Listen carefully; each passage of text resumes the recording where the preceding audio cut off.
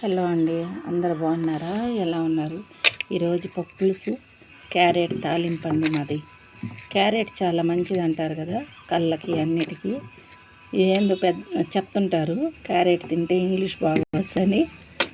మరి ఈరోజు చిన్నది ఒక కథ చెప్దాం అనుకుంటున్నానండి. నాకు తెలిసిన వాళ్ళకి జరిగింది. నేను ఫైబర్ తీసుకున్నాను.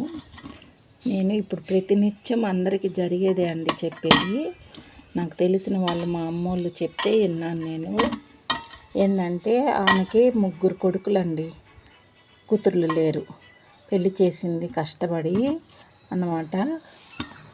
ఈ 3 కొడుకులు అని చెప్పి వచ్చి 3 పిల్లకాయలని భర్త లేడానికి చనిపోయాడు.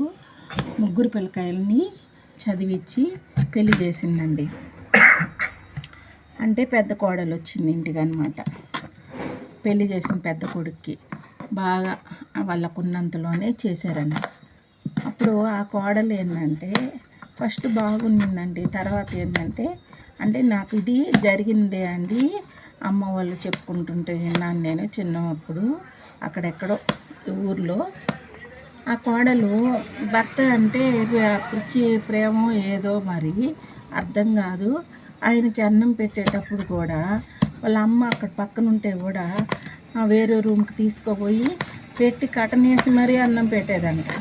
అంటే తల్లి చూస్తే కూడా దిష్టి తగులుతుంది అన్నట్టు భార్య అట్లా చేసే. కన్న తల్లి చూస్తే దిష్టి తగిలేదండి నాకు అర్థం కాదు. టిఫిన్ పెట్టేదైనా భోజనం పెట్టేదైనా ఆ భర్తకి వచ్చిన కోడలన్నమాట అలా చేసేది.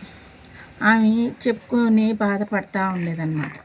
బాధపడి అట్లా అందరికీ చెప్పుకొని బాధపడేది. అట్లా ఇద్దరు కోడళ్ళు వస్తే కూడా వాళ్ళు కూడా అలాగే అండి. పాపం ఆమెమో భర్త లేకుండా ఆ బిడ్డల్ని పెంచి పెద్ద చేసి అన్నీ చేసి పిల్లకాయని సాకి అన్నీ చేసింది. ఆమె పెళ్ళిళ్ళు చేసి అన్నీ చేస్తే ఆమెను చూసేదానికి మటుకు ఆ పిల్లలు ఎవరు కూడా 3 కొడుకులు ఉన్నా కానీ అందుకే ఒక కూతురు ఉండాలి అనుకుంటారు. అందరూ అలాగ ఉండరులేండి. ఇప్పుడు నాకు అమ్మోళ్ళు చెప్పింది నేను చెప్తున్నా. అవునా, ఆమె లాస్ట్కి ఎట్లో ఆరోగ్యం బాగాలేక చనిపోయింది.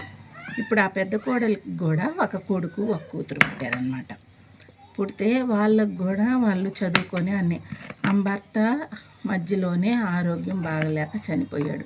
ఇప్పుడు ఏం పరిస్థితి ఏందండి? భర్త అని చెప్పి తల్లి చూస్తే ఆ బిడ్డలకి చూస్తే ఆ కొడుకు కూడా ఇప్పుడు ఈమెను చూడటంలో విదేశాలకు వెళ్ళిపోయి ఈమెను పట్టించుకోకుండా ఆయన పెళ్లి చేసుకొని వెళ్ళిపోయారు. చూసారా? ఇక్కడ ఏం చెప్తా అంటే మనము ఒక ఇంటికి వచ్చినప్పుడు మనం కూడా ఆ మరుదుల్ని కానీ అందరినీ బాగా చూసుకోవాలి. ఇప్పుడు ఆ తల్లి బిడ్డల్ని పెంచి తిండి పెట్టి పెంచింది. మరి తల్లి చూస్తే దిష్టి ఏందండి? నాకు అర్థం కాదు.